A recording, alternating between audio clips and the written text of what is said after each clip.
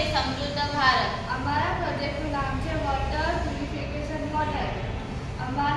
અમારા દેશના ઘણા ભાગોમાં લોકોને શુદ્ધ પીવાનું પાણી મળતું નથી.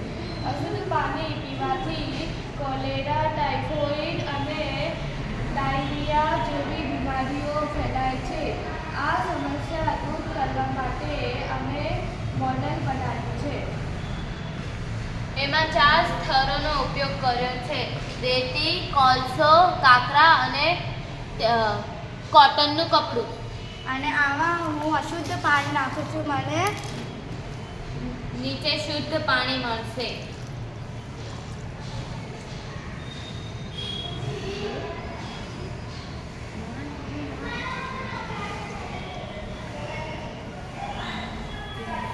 તે દરેક સ્તર પરથી પસાર થાય છે, જેમાં કચરો, માટી અને જીવાણુ દૂર થઈ જાય છે અને છેલ્લે